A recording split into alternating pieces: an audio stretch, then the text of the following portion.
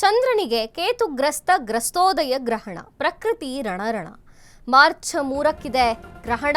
ಚಂದ್ರನಿಗೆ ಕೇತುಗ್ರಸ್ತ ಗ್ರಸ್ತೋದಯ ಗ್ರಹಣ, ಪ್ರಕೃತಿ ರಣರಣ ಅನ್ನತ್ತೆ. ಮಾರ್ಚ್ 3ಕ್ಕೆ ಪಾಕ್ಷಿಕ ಕೇತುಗ್ರಸ್ತ ಗ್ರಸ್ತೋದಯ ಚಂದ್ರಗ್ರಹಣ. ಗ್ರಹಣದಿಂದ ರಾಜ್ಯ ರಾಜಕೀಯದಲ್ಲಿ ಅಲ್ಲೋಲ ಕಲ್ಲೋಲ. ರಾಜ್ಯ ರಾಜಕೀಯದಲ್ಲಿ ಆಗಲಿದೆ ಮಹತ್ತರ ಬದಲಾವಣೆ. ಮೇ ತಿಂಗಳವರೆಗೂ ರಾಜ್ಯದಲ್ಲಿ ರಾಜಕೀಯ ಅಸ್ಥಿರತೆ ಇರುತ್ತೆ. ರಾಜ್ಯ ನಾಯಕತ್ವದಲ್ಲಿ ತಪ್ಪು ನಿರ್ಧಾರ ಸಾಧ್ಯತೆ ಇದೆ. ಯುದ್ಧ, ಬೆಂಕಿ ಅವಘಡಗಳು ಹೆಚ್ಚಾಗುವಂತಹ ಸಾಧ್ಯತೆ ಇದೆ. ಚಂದ್ರನಿಗೆ ಕೇತುಗ್ರಸ್ತ ಗ್ರಸ್ತೋದಯ ಚಂದ್ರಗ್ರಹಣದ ಎಫೆಕ್ಟ್ ಇದು ಪ್ರಕೃತಿಯ ಮೇಲೆ ಆಗುತ್ತೆ. ಮಾರ್ಚ್ 3ಕ್ಕೆ ಪಾಕ್ಷಿಕ ಕೇತುಗ್ರಸ್ತ ಗ್ರಸ್ತೋದಯ ಚಂದ್ರಗ್ರಹಣ. ಗ್ರಹಣದಿಂದ ರಾಜಕೀಯದಲ್ಲೂ ಎಫೆಕ್ಟ್ ಇರುತ್ತೆ. ರಾಜಕೀಯದಲ್ಲಿ ಅಲ್ಲೋಲ ಕಲ್ಲೋಲ ಸೃಷ್ಟಿಯಾಗತ್ತೆ.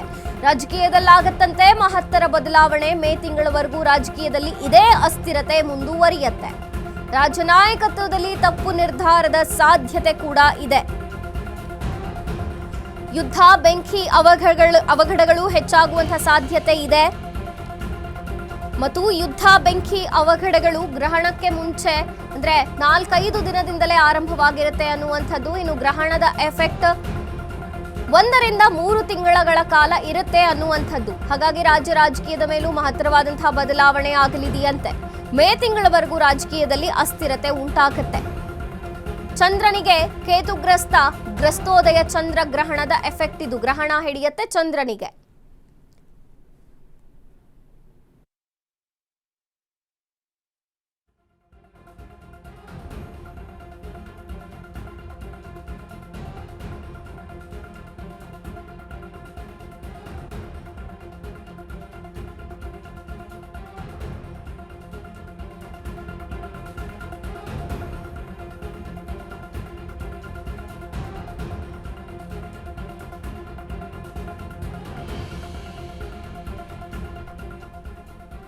ಚಂದ್ರನಿಗೆ ಕೇತುಗ್ರಸ್ತ ಗ್ರಸ್ತೋದಯ ಚಂದ್ರಗ್ರಹಣ ಮಾರ್ಚ್ 3ಕ್ಕೆ.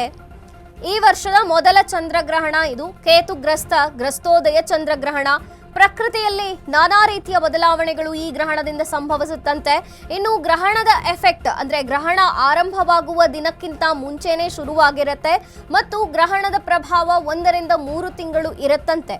ರಾಜ್ಯದ ರಾಜಕೀಯದ ಮೇಲೂ ಮಹತ್ತರವಾದಂತಹ ಬದಲಾವಣೆ ಆಗುತ್ತಂತೆ. ಮೇ ತಿಂಗಳವರೆಗೂ ಕೂಡ ರಾಜಕೀಯದಲ್ಲಿ ರಾಜಕೀಯ ಅಸ್ಥಿರತೆ ಇದೇ ರೀತಿಯಾಗಿ ಮುಂದುವರಿಯುತ್ತೆ ಅಂತ ವಿಶ್ಲೇಷಣೆ ಮಾಡ್ತಿದ್ದಾರೆ. ರಾಜ್ಯ ನಾಯಕತ್ವದಲ್ಲಿ ತಪ್ಪು ನಿರ್ಧಾರದ ಸಾಧ್ಯತೆ ಕೂಡ ಇದೆ. ಯುದ್ಧ, ಬೆಂಕಿ ಅವಘಡಗಳು ಹೆಚ್ಚಾಗುವಂತಹ ಸಾಧ್ಯತೆ ಇದೆಯಂತೆ. ಕೇತುಗ್ರಸ್ತ ಚಂದ್ರಗ್ರಹಣ ಸಿಂಹರಾಶಿ ಪುಬ್ಬ ನಕ್ಷತ್ರದಲ್ಲಿ ಗ್ರಸ್ತೋದಯ ಚಂದ್ರಗ್ರಹಣ ಸಂಜೆ 6:20ಕ್ಕೆ ಶುರುವಾಗುತ್ತೆ. 6:47ರವರೆಗೆ ಚಂದ್ರಗ್ರಹಣ ಇರುತ್ತೆ. ಚಂದ್ರೋದಯದ ಬಳಿಕವೂ 27 ನಿಮಿಷ ಗೋಚರವಾಗುತ್ತೆ. ಭಾರತದಲ್ಲಿ ಮಧ್ಯಾಹ್ನ 3:21ರಿಂದಲೇ ಶುರುವಾಗುತ್ತೆ. ಪೂರ್ವ ಮತ್ತು ಈಶಾನ್ಯ ರಾಜ್ಯಗಳಲ್ಲಿ ಗೋಚರವಾಗುತ್ತೆ. ಸಿಂಗಾಪುರ್, ಚೀನಾ ದೇಶಗಳಲ್ಲಿ ಸ್ಪಷ್ಟವಾಗಿ ಗೋಚರಿಸುತ್ತೆ ಗ್ರಹಣ. ಚಂದ್ರಗ್ರಹಣ ಮಧ್ಯಕಾಲ ಸಂಜೆ 5:03. ಗ್ರಹಣ ಸಂಪೂರ್ಣ ಮಧ್ಯಕಾಲ ಸಂಜೆ 5:32.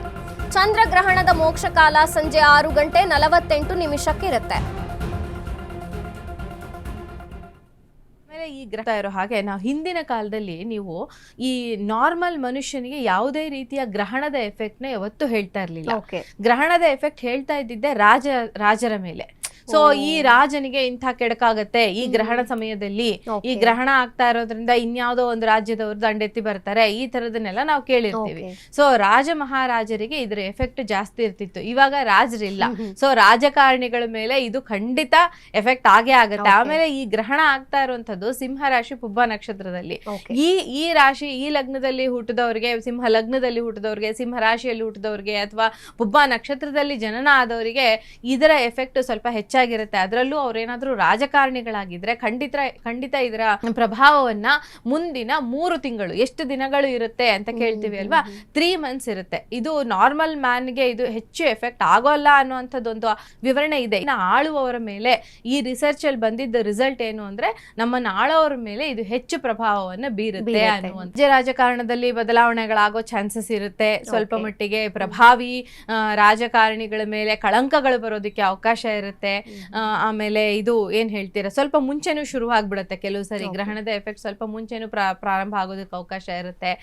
ಮತ್ತೆ ಭೂಪ್ರದೇಶಗಳ ಮೇಲೆ ತುಂಬಾ ಅಗ್ನಿ ಅವಘಡಗಳು, ಭೂಕಂಪಗಳು, ಈ ತರದ್ದು ಸಣ್ಣ ಪುಟ್ಟ ಎಲ್ಲಾ ಕಡೆ ಭೂಕಂಪ ಆಗ್ಬಿಡತ್ತಾ, ಗ್ರಹಣ ಆದಾಗೆಲ್ಲ ಆಗುತ್ತಾ, ಇಲ್ಲ ಆಕ್ಸಿಡೆಂಟ್ಗಳಾಗೋದು, ಈ ತರ ನೆಗೆಟಿವ್ ಎನರ್ಜಿ ಜಾಸ್ತಿ ಇರೋದ್ರಿಂದ ಸ್ವಲ್ಪ ಇದರ ಪ್ರಭಾವ ಹೆಚ್ಚಾಗಿರುತ್ತೆ ಅಂತ.